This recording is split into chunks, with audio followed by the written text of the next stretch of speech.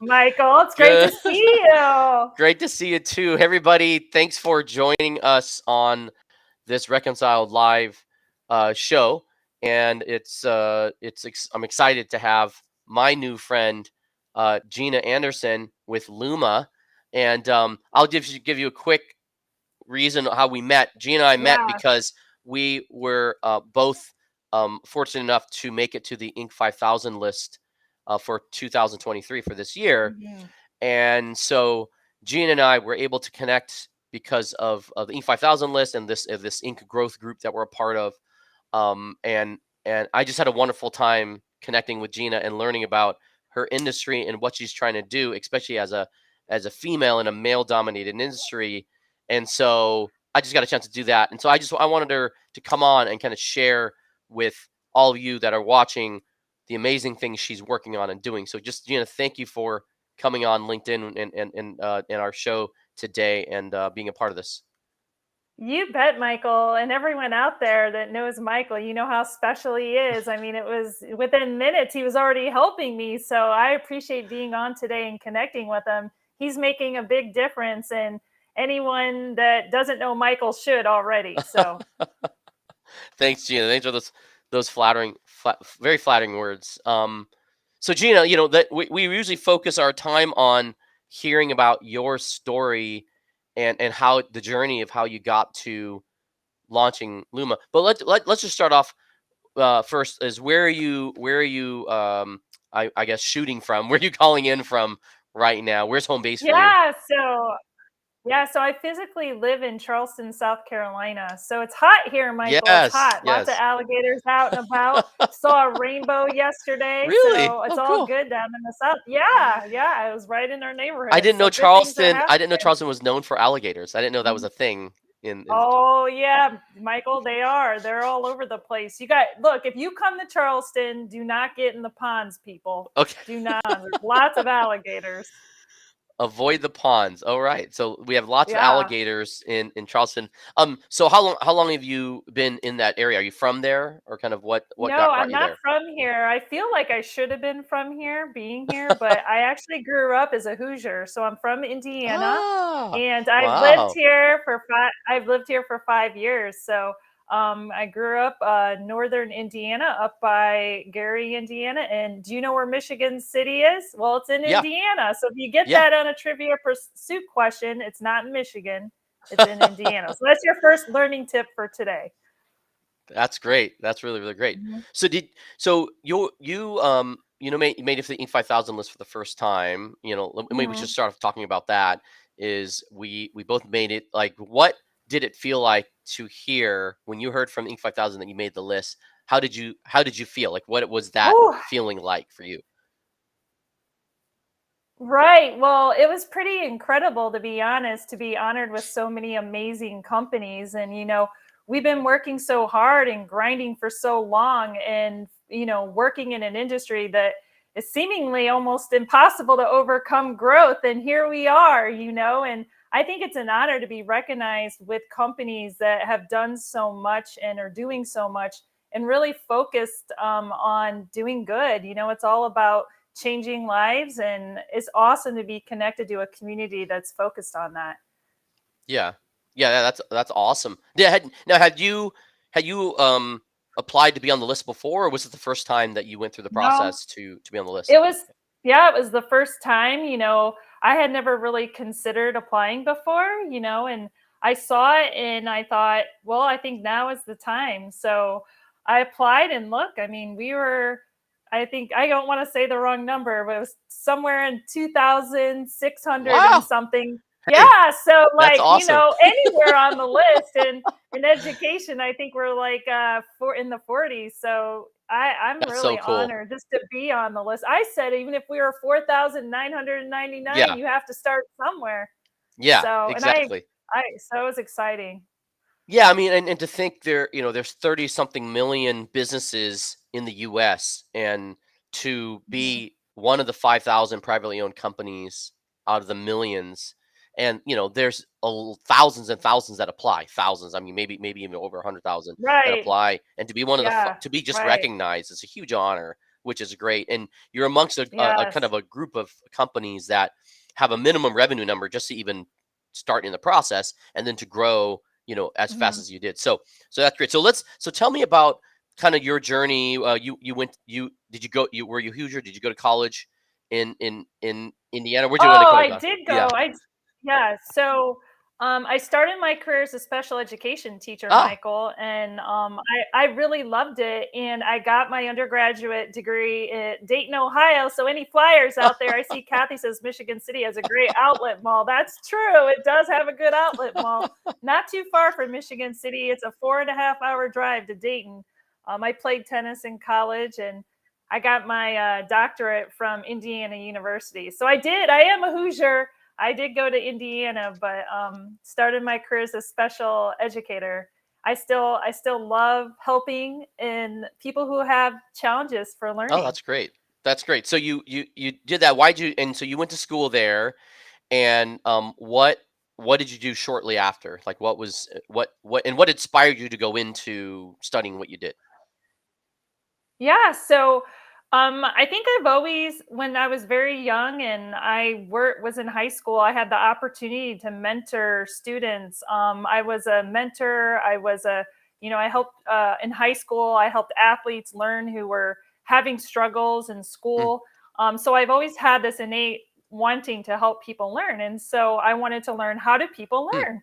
And so I went to school for that, and I really studied the brain and really how we can tap into the human mind to create behavior changes. And so I went to Dayton. I always thought I'd always be a special education teacher. And I had the opportunity to go back and get my master's degree. And at the time, Michael, in Ohio, you had to pay for your master's degree, if you can believe that. Wow. So I wanted to go back and get it for free. So I went back. I had the opportunity to get my master's, and so I got my master's degree in technology enhanced learning. And believe it or not, when I went to college, this is going to date how old I am, we did not have email, and we did not have a computer. So when I had Whoa. my first classroom, I was the only teacher in the building with a computer.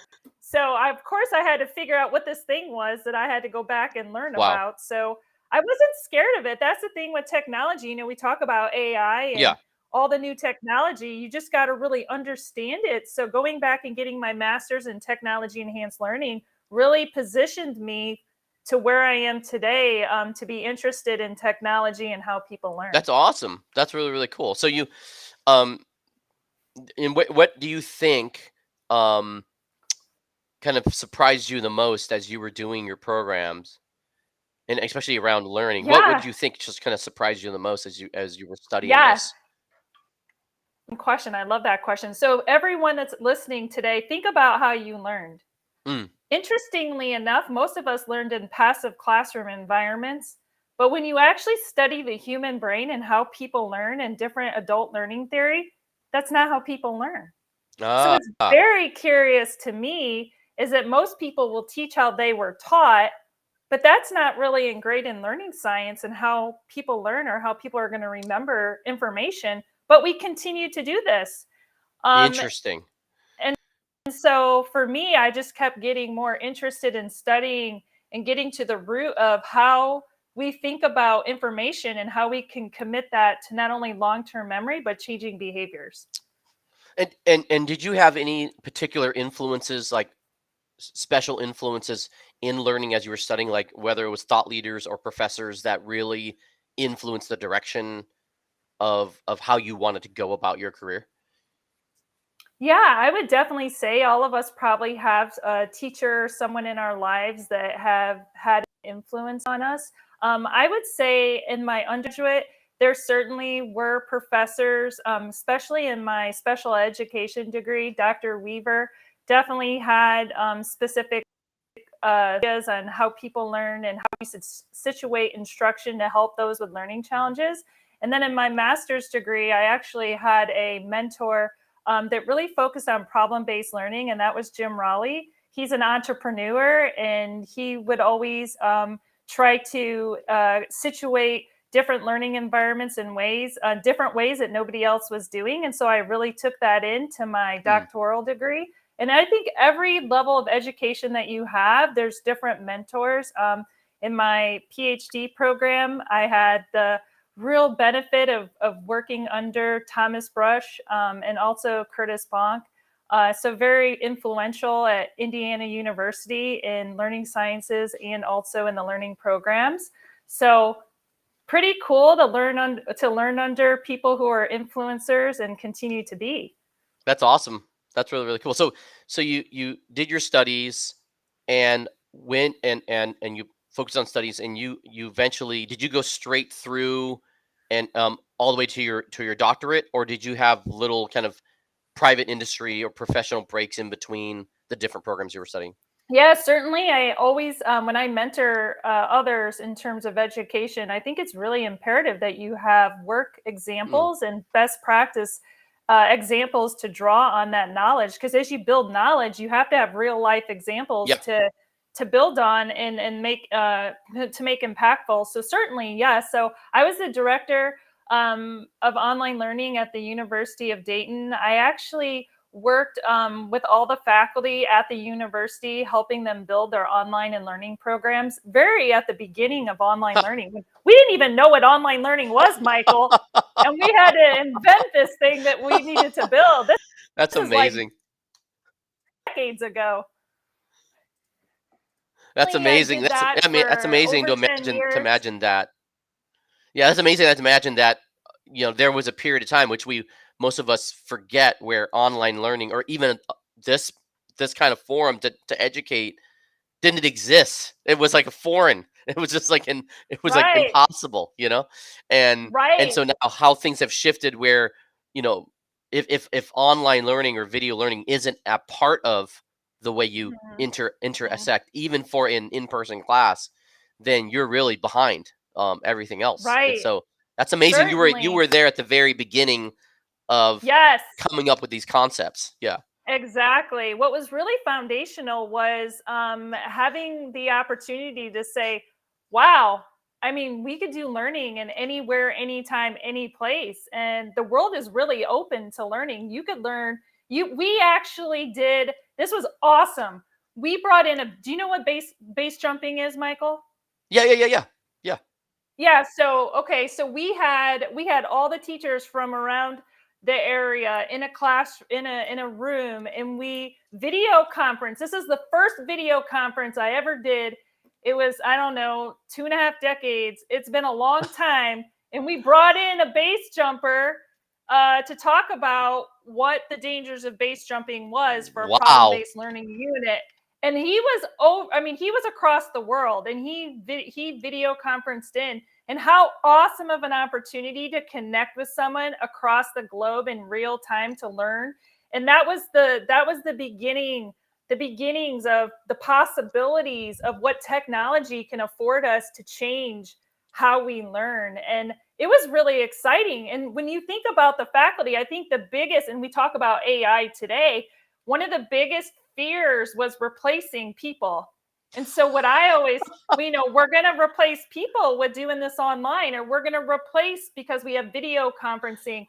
And it's quite the contrary, because you're always going to need experts in Yeah. learning. Yeah. But what you really need to do is leverage technology to enhance the human brain and the human mind and to build human connections.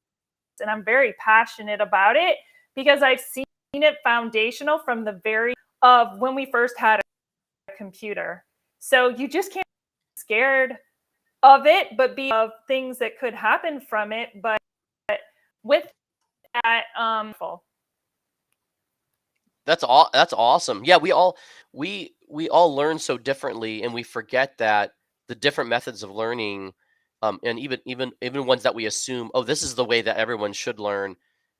Learning has changed over the course of human history since the very beginning, and the ways we do it, and the different ways certain people learn. And so being able to engage all of the senses in learning, and leverage tools to do so, is really, really important. And and and it's funny that there is always this fear, and that it sounds like it has been since you were involved, of, oh, this is just going to replace humans, and every mhm. single thing is, this is going to replace humans, this is going to displace humans.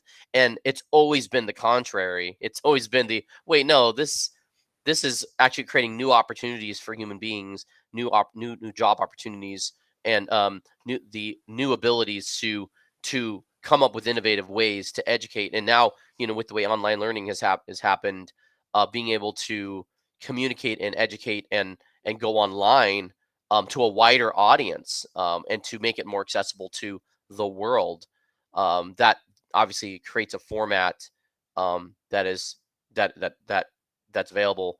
Um, Looks like Gina. There we go. All right, here you go. You're back. You're Talk about technology. there. You That's go. exactly right. But we Yeah. we adapt, That's the way we do it with technology. Yeah, and actually, you look a lot clearer. So you must have changed something. Something must have changed while you were gone. But you look actually a lot clearer on the video now, so which is awesome. But it's great. But yeah, this is all live. So this is what it's going live Right. is about. It's just Right. who we are, It's who we a, are. But right. yeah, and the fact is, like, just like humans mess up and make mistakes. Technology messes up too, right? And Exactly. it's And it's out of that's our the hands. thing. Yeah, You have to be flexible with learning, and the learners understand. So, I mean, the fact that we have this to leverage and connect across the globe, we just have to be flexible. yeah, And yeah. that's just part of it. Yeah, that's awesome. Awesome. So you did your schooling. You always did kind of work on the side, and then you were talking about kind of figuring out how to do online learning in the early stages. Mhm. Tell me about the inspiration then that came about of starting Luma. Like, when did that Mm. come about in your career? Was that always there on the side while you were educating, and then you decided to go full? Just kind of tell me about that. Yeah, so this is a really cool story. Well, at least I think it's cool. I don't know if anyone else does, but Yeah. so I always had this idea about how engineers learn. So if you think about engineers, if there's any engineers on this call, you think about how they learn. A lot of times they're being dictated to, and then they have to go take a test, and they're super uber smart, and so it's just part of that. So anyways, so I met Scott. Scott is currently now my husband. We co-founded Luma together, and in fact he was doing a remote sensing company. He actually invented a missile warning system. It's pretty quite extensive. And I would say to him, we should do something together with learning, because you're an engineer and I'm an educator, and how you learn isn't how people actually learn. And so we started brainstorming ideas of doing learning for engineering. And so when we actually started off in STEM education. And we created a platform for STEM ed to get more females involved in science and engineering, Oh, because wow. that's a huge initiative. Wow. Um, and Michael, we went after RFP, all sorts of grants to try to leverage our platform, and we kept losing. We Huh. lost and we lost and we lost. We had the whole city of South Bend on board. We had Notre Dame on board. We had all sorts of people on board, and we kept losing. But instead Oh. of instead of getting discouraged through that process, we built the technology. And so we were able to take that technology, and our office was right next door to a company that was training truck drivers. Huh. And they said to me, "Hey Gina, you're doing some pretty cool stuff in higher ed. Have you ever gone to see how a truck driver was trained?" And I was like, "No, actually, I haven't. I've never seen them get trained." So I went down to some local dispatch centers and training centers where truck drivers were being trained, and I was horrified. Michael, it was Wow. horrific. Have you Wow. ever seen how a traditional truck driver is trained? No, but my wife comes from a trucking family, and her Okay. mom and stepdad both were truck in the trucking industry. Her mom still owns a trucking company. So Okay. I understand, one, training needs to be there because of the safety issues that go Oh through, and the my amount of the goodness. amount of injuries that happen in the trucking industry. And yet it's a huge workforce. I mean, it's a large workforce in industry in the US. Hmm. And it continues to grow because of how fast shipping and e-commerce, and the fact that we get packages as fast as we do. It's all because of the infrastructure of the trucking industry is there. And yet there's human being. It's not automated. It's Right. literal human beings that day in day out are doing this work. So I can only imagine Woo. that it's been around forever. So the old schoolness of the industry and There around the you training, go. especially, that's probably what you Mhm. witnessed. Yeah. Exactly. You talk about old school. people who are training truck drivers, and it's nothing bad, it's just what they know. They're Yeah. training truck drivers how they were taught. And when you take the science of learning and you look at how they're being trained, there's a lot to be said. So what's being done in trucking a lot of times is just people have recorded videos and they send out videos, and that's how they train. And what we know, there are so many different modes and methods of learning that to help someone commit it to long-term memory and to be able to change behaviors on the road, it takes more than sending out a video. Mm. It also takes a lot more than putting someone in a classroom for 5 hours for 4 days and having them listen to someone go on and talk about it. Your mind starts to wander within around 8.5 seconds. So, Wow. I mean, think about that for a minute. People right now who are watching us are probably having lunch or thinking Yeah. about what they're doing later. I mean, because we've been talking a while. So, I mean, the reality is you don't want to be next to a semi driver that hasn't been trained by Luma. You just Exactly. don't. You just Wow. don't. You Wow. don't. Yeah. It's I get, scary. yeah, when I'm on the road, and have to drive by a semi, I get real Mhm. nervous. No, I don't blame And you. it's funny because I'm like, man, I don't know how long that guy's been driving. I don't know if he's tired. I don't know if Mhm. he's trained well. Mm. I know that Mhm. these trucks are just spinning off rocks off the road and Right. chipping cars all around them. So Right. I am always like, how do I get around this truck as fast, or how do I just Gosh. stay back for a while until it goes? Yeah. And it's No. probably that Here's my first introduction to truckers was when I was a uh-huh. kid, and Uh-huh. that movie by Sylvester Stallone, Over the Top. Oh, yeah, that's That was that, awesome. that Yeah, arm wrestling movie, yeah. and it's funny because my wife's hometown, Swan, Vermont, Uh-huh. they had one of the arm wrestlers was from there, so she knew one of the actors that arm wrestled in the movie, That's and it was hilarious. just a No small world. way. But I Come remember that on. movie, and I remember the truckers, Yeah. and I remember it being like Mhm. that's the ultimate macho masculine job is to be a trucker, Oh right? my gosh. Yeah, that is hilarious. That's your memory of it. Yeah, Well, here's the thing, in trucking, one thing that I found really interesting is nobody asks the truck drivers what they know.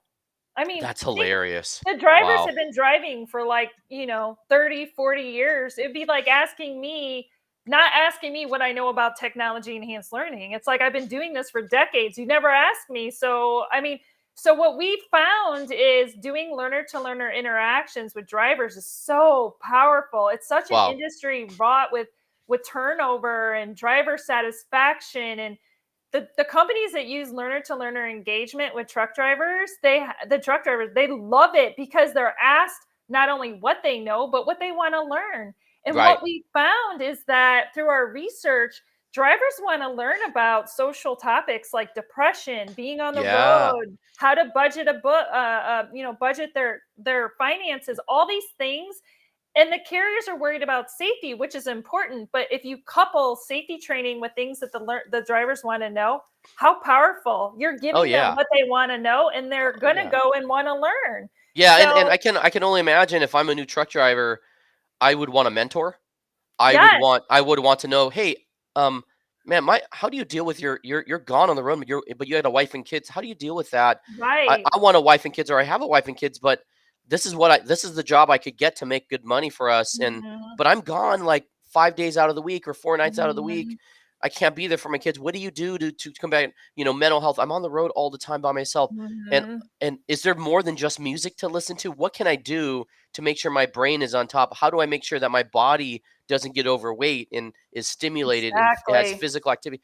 And so, and that tie to, that physical mental health has to have a tie to safety. It has to It have a direct correlation, right? It Yeah. definitely, Yeah. it definitely does. And our goal is to inspire and engage learners. That's really what we're about at Luma. And how do you inspire and engage learners if you don't ask them what they want to learn as adult learners and then Wow. provide that training to them in multiple ways? Don't just send them out a 20-minute video. Oh Like my give them gosh. short lessons or have them do like a live coaching session. There's just so many opportunities to learn in different ways using technology. It's so powerful.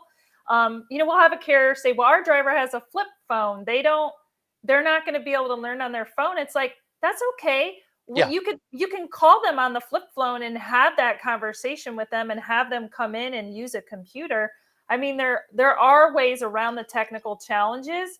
It doesn't have to be online. We're not an online learning company. Yeah. We're a learning company. So there's multiple ways of learning, and it's so awesome because when you can work with a learner, and this goes back to my special ed degree, we had a client tell us that he had a driver go to him. He only spoke Punjabi and he's never learned trucking content in his language of Punjabi. His Wow. daughter has always trained him how to be how to learn and how to read and all the content he needed.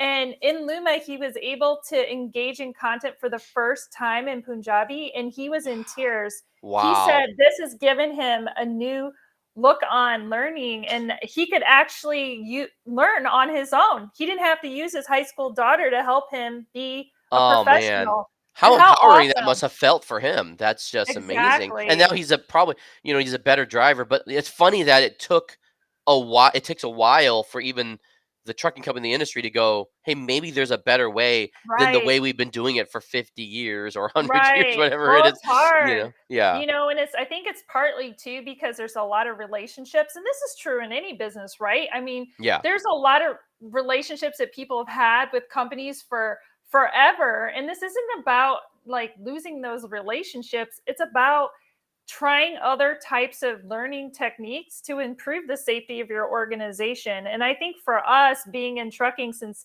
2014, I mean, we started our company in 2008. Like I said, we were in STEM education, in higher education, and we transitioned to trucking. But it's hard to break in to people who keep doing the same things with the same results. So it's like, Yeah. how do you just take a chance, just try it. You're not locked Yeah. in. It's like just for a month and see the power that you can have by adjusting your learning strategies. So It's so so awesome. yeah, so you got that opportunity because you happen to be next door to this Right. company that worked with Right. truckers. So you get to Yeah. go. So now you get this learning company and you're seeing how they learn. Yeah. What as a woman going into this Mhm. industry that obviously Mhm. has mostly male truck drivers Mhm. and probably mostly male executives and leaders, Mhm. with well, obviously spattering of females around. Mhm. How did that feel? And did it feel intimidating? Like, whoa, I want to do this, but I don't know if I'm going to feel welcome. Well, Or, what mhm. was that like? And then tell me about the first interactions that as you start engaging Mhm. into, okay, trying to get your first client or two in the Mhm. industry to engage with Luma. Yeah, so that's an awesome question. So I've had experiences in higher ed. I actually was at a university standing in front of probably 100 faculty. They were all males, a male faculty in a law school. There might have been two females, maybe, but it was predominantly a male. And I had to stand up in front and try to convince them. The dean had flew me in to Texas to have me convince them to do online learning. So Huh. I am not an online learning zealot. I am passionate about About learning. And learning. so Yeah. to be in front and that to be in a situation like that and to have practice in that being kind of who I am, kind of prepared me for going into an industry that is predominantly male. Mm, Because for me, it's not about the gender. For me, it's about making a difference. And so I think one of the challenges is when people go to our website, they see characters, and they're like, Gina, why, or do you do elementary training? Like, what is this? And it's like, huh. no, this is about engaging and inspiring people. So our mascot is Nugget. Nugget is a micro lesson. We do micro lessons. And our mascot and our mascot's friends, they change lives. Like we have a stuffed animal Nugget that goes around the world with the truck drivers to spread kindness and goodness all over. And so being a female, like, it has nothing really to do with it. It's about having drivers talk about how Loom is changing their life and how safety directors and organizations are saying why Luma, like why this is different. And I Yeah. think that's really how you break in, because it's not about gender, it's not about nationality or race. It's about making a difference and being passionate and knowing having the science behind it. I could be a zebra for all that it matters. I don't really care. I'll dress up in a zebra costume and go around. I mean, because honestly, at the end of the day, the science is the science. Yeah. And it's the science of learning. People ask me, what are you a doctor of? I'm like, I'm a doctor of learning. Like, Yeah. I, if I'm in a room, and I've been in talks in the trucking industry, predominantly male, and, I can tell they're not engaged. And it just takes one or two people to see the difference that it's making at their organization to buy in. And then it's not Mm. about me. It's really not about me. It's about the learning and the science of learning. And that is what's powerful. How did you go about the process of then getting that first customer? Was it that trucking company that you went and saw the training for and trying to pitch them? Yeah. Was it So an introduction by the company next door? Like, how did you go about getting that first Yeah, customer? so the company that was next door, they were an incentives platform. They had clients in the trucking industry that were looking for learning.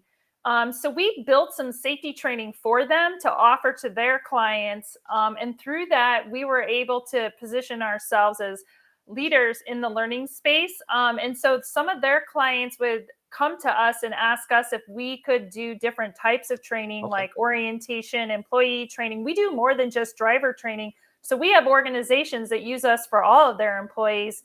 So it just worked out that we actually piloted Luma with one of their partners, one of the company's partners that was next door to us. And from there, we got our first client, who Michael. They're still our client today. Wow. Wow, So that's amazing. So how many yeah, years so has that been shout out. now? So we 2000 and well, so we probably got them in 2015, Wow. 2016. So Wow. they've been a client. Our first top 10 clients we still have.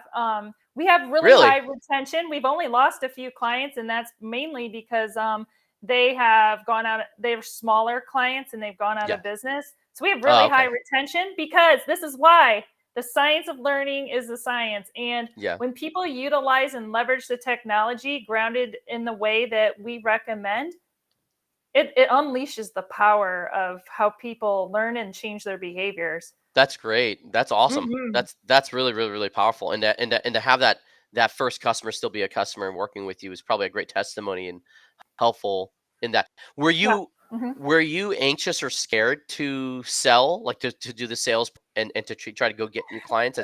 Was that early on? Was that like a scary thing for you as Oh, a somebody who had an education background or like right. learning Well, it's background? Yeah. really funny. So Scott and I, we used to go out and we would try to pitch and sell. And so, like I said, our first clients we still have. We actually would go on site and we would talk. Neither of us. He's an engineer and I'm a learning scientist. So, but here's the thing: I have an awesome sales director of business, Gavin Lindoris, and I was so happy to bring him in because honestly, my background if someone says no, I say, okay, I'm not going to press it because I want them to see the value, but I'm happy to sell, but obviously it's not my background. So you got to leave that to the experts. So I think once we got to five or six clients, our first 5 or 6 clients, we hired Gavin, who is still with us today. He's been with us for 5 years Mm, this month. So shout out to Gavin. But yeah, I mean, definitely it is scary. So anybody that's an entrepreneur that's going out and selling, I would say that number one, be kind to yourself yeah. because you got to give yourself grace because you're going to hear a lot of no's, no's, no's. You can't do it. This isn't in your wheelhouse, and you just have to continue to push forward. And when you have it deep inside of you, the will to want to do something to make a difference, and you really want to do it, you can make it happen. That's awesome. That's really, really, really great. So you're trucking along, you're getting that work, and um, now were you and your husband married at this time when you started the business? Like you started the business together? Yep, we did. I Okay. was his first hire. So we Oh, have we have team jerseys, and I think one of our employees asked Scott, I think it was Julie Decker, she asked Scott, why is Gina number 2? And he said, because I was the best hire he ever made. And I mean, honestly, he started RemSense, our company, originally because he was doing remote sensing, and we pivoted And he hired me, and I was just naturally the right fit. I think partnerships are essential, Michael, and Yeah. and lining yourself with people that can excel in their space and you in your space. So my jersey says number two. Um, but together, I mean, we pretty much can do anything. What uh what like separate roles do you play then in the company as co-founders, and then also, was it difficult to go, I'm gonna run a business with my husband, like Well, it's funny that people, honestly, so Scott and I were friends for a long time before we got married. So, we have a foundational respect and trust for each other and what we want to do and what we enjoy doing. And he's brilliant, Michael. I mean, he can build anything. I mean, like I said, he built a remote warning system for the government, and he couldn't wow. do anything with the business because it was only him. So if you're going to go out and get SBIRs, you pretty much have to have a whole team, a whole company of people. So he couldn't take it very far. And so he built our technology. He's an innovator. He's an entrepreneur. I wasn't naturally. I really hadn't thought of myself as an entrepreneur.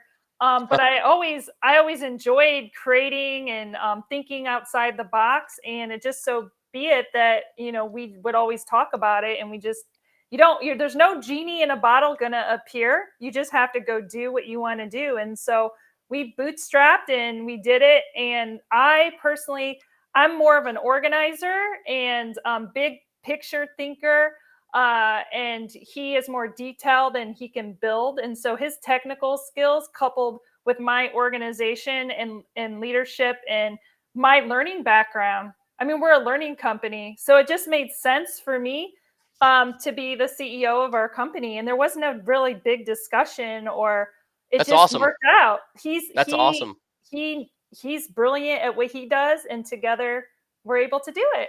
Well, yeah, I mean, that speaks probably to the type of person he is. To just he doesn't have the ego to say, well, I got to be the CEO, and how can my wife be? But say, no, no, Gina, you're going to be the CEO. Like learning, you get the doctorate in learning. Learning is going to be Right. our focus, and that might not have been the original reason he wanted to do this business, but for him to recognize that and recognize where your strengths are lie versus his, that's really really cool. And not, unfortunately, not a lot of men and not a lot of husbands who go into business with their Mhm. wives would be willing to do that, to say, hey, my wife actually should be the CEO.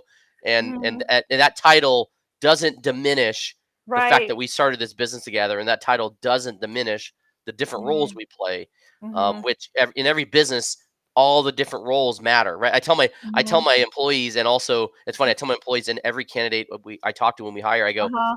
hey, look, if you honestly believe you can be better at this job, Oh, the job yeah. I have, let's switch Yeah. roles. I'll tell people that, like, Right. All I'll the tell people, day. All I was day. like, Yeah. I was like, if you Right. want this responsibility, you want Uh, the pressure, you want all that, yeah. you can have it. Like, you can have Right. it, because Yeah. I tell you, Mhm. this role, I enjoy it, but Uh-huh. I wouldn't wish the realities of the Mhm. stressors and the Mhm. responsibilities of being a CEO Mhm. and a founder. Mhm. I wouldn't Mhm. wish that on Mhm. people. I just wouldn't, unless Right. it's ingrained in their passion and desire and their giftings. Don't just Right. do it because of the title. Like, Yeah. it I is, love that. yeah, yeah, yeah. Yeah, yeah, I love that. And I think that's really kind of where we're both in it, together.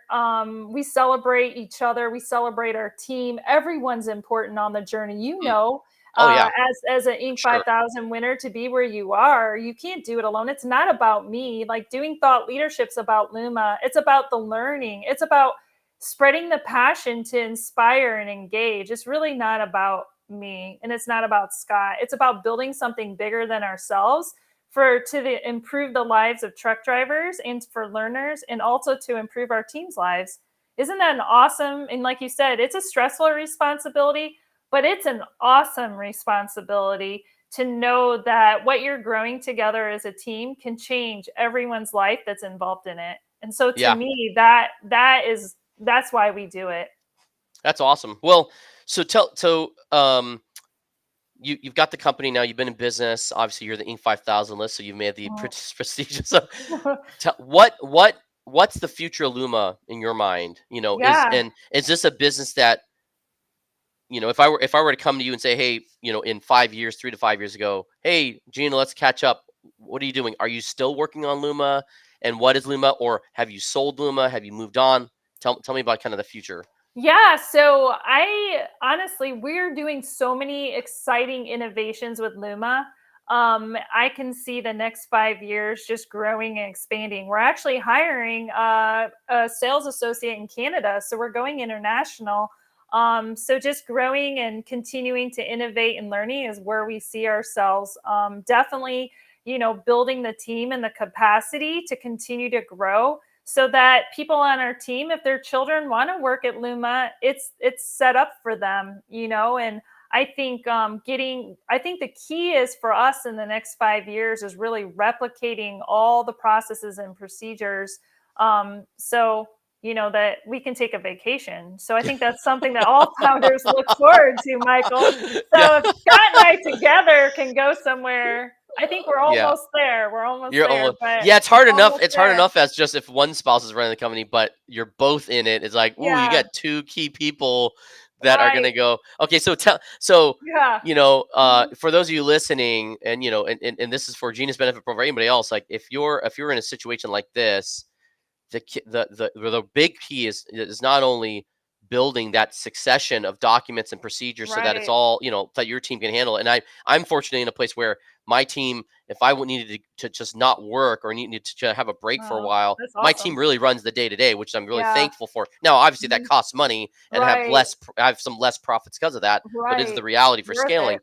But also, and I hope you have this, is Yeah. the one of the most important things you got to have is key Yeah. man life insurance. Right. That's a big deal. And I'm not a life Yeah. insurance provider, but I will tell you, we work, Reconcile. We work with so many hundreds of small businesses across the country, Yeah. and the amount of business owners, the majority of them we work with, Oh, do yeah. not either have or have enough key man life insurance in their Mhm. business. And what is that? Key man life insurance is if you and or your husband, something tragic were to happen with you, especially if you were to go on a vacation together and you're doing Right. something like base Right. jumping, like what you were Right. talking Yeah. about, Right. right? And Exactly. something happens, that your business gets paid enough Mm. capital to where Mhm. it can hire a new CEO, hire new leaders, Mhm. have payroll in a cushion for a while, but also Mhm. to pay off any loved ones, because most of the time your loved ones are going to inherit this business because Mhm. they're heirs to your ownership and your assets.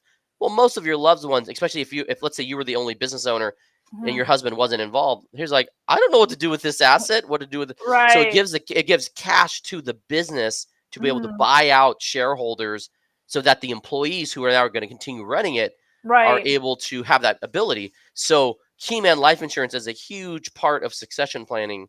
So that was a great Amazing. say. I mean, you That mentioned was that great. vacation. I love Yeah, that. I I think love that. you think you definitely brought that up. And if you haven't done that already, Gina, you Yeah. definitely need to do that. Right, If you haven't. exactly. I'm gonna go jump in your pool, I said earlier. It's Yeah, awesome. No, so yeah, yeah, definitely. And the thing is, like, we trust our team. I mean, yeah, we can not be involved. I mean, 2 years ago we couldn't say that, but we can say that now.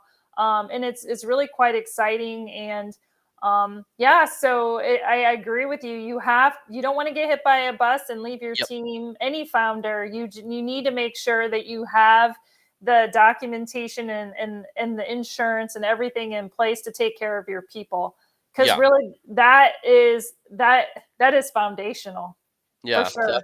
that's awesome. So you want to scale things. You want to make sure that you're able to take a vacation. So maybe Yeah, that's where I'll be meeting. You'd be like, I'm on vacation. I right. can't meet up. I can't. We can't catch up at all. Exactly. Yeah, that's all. So just to wrap this up, like you made the Inc. 5000. What are you looking forward to, um, in leveraging kind of your now that you've gotten awarded? What Mhm. are you looking forward to? And then what are some of the new projects you're working on now to get Luma's name out there? Yeah, so I love that question. I think one of the key things that Inc. 5000 has afforded us is connecting with awesome people, Michael, like yourself. I mean, I don't know if you all know this. You probably don't because I haven't said it, but I have a message from Michael taped on my desk. I have really positive things all around my desk. And Michael is a very important influencer and somebody awesome to be connected to. So I love being connected to those on the Inc. 5000 network. A lot of people have been through everything that a company has been through because they're at that point, they're Mm, on the list. So just really leveraging those connections, the community of the Inc. 5000, the ability to be a thought leader and leverage those articles and share them. And it's not, it's not about me. It's about getting the information about changing people's lives through learning and how to situate your mind out so people see it. I've had the unfortunate experience of not really being invited to different speaking mm, events, just because of relationships and different vendors that have those key relationships. And honestly, this has given me the opportunity to even do this webinar or do different connection and talks and speaks and thought leadership so that people that want the information have access to it. And yeah. so the thought leadership piece has always been important to me, but it's really now leveraging it so it can be broader than just that community is important. So that's I think how to leverage the Inc. 5000, at least for me. Secondarily, one of the things that I'm really interested in is being on a TED Talk. I think that having the opportunity to go and speak and inspire people through words is Wow. really really important. If you can change a life through something that you say and give somebody hope, I think that you should do that. And so that's something that I'm hopefully keeping my fingers crossed to be able to do. For Luma, we're innovating. We are building and we're leveraging AI and building some foundational the next generation of learning tools. I'm Wow. not going to release too many secrets on this call because if any of our competitors get a hold of it, they may try to leverage it. But I'm really excited because at the first time at the point of education, we're going to be able to differentiate learning on a way that nobody else has been able to That's do. amazing. And for me, being a special educator, going full circle, starting my career helping someone who couldn't speak or tie their shoe be able to overcome the impossible and do these things, to be able to give a group of truck drivers the ability to go on their own learning journey gives me goosebumps. Because even though we talk about differentiation, it's been in the learning science for decades and decades. People have not, even teachers that have tried and worked their hardest, it's very hard to take all the data and be able to leverage a differentiated learning plan. And look, technology has afforded us, we're there. And so this year, 2023 into 2024, keep an eye on Luma, Wow. because we're gonna change the industry. That's awesome. That's awesome. Well, Gina, congratulations on everything. Thanks for coming on. Thanks for being Yes. willing to share with our audience. And if you want to reach out to Gina, she's on LinkedIn. I put our LinkedIn's here right on the bottom of this, so feel free to connect with Gina and follow her, follow the work she's doing with Luma. And I know that she's a very giving person. So any of you starting a business, going into business, trying to run your business, dealing with challenges, reach out to me or Gina. We're willing to connect Mhm. and help and try to be as helpful as possible. But Gina, this has been great. I look forward to getting Thank to know you. I look forward to you. seeing you at the Inc. I do Awards and too. Gala. This is I going to be do a lot of too. fun. It's going to be This a will be a lot of lot of fun. fun. Thank Yeah, you yeah, so yeah, much for having me, Michael. yeah. I Definitely, appreciate you. Thank you so much. definitely. Thank you, everybody, and we'll talk to you next week.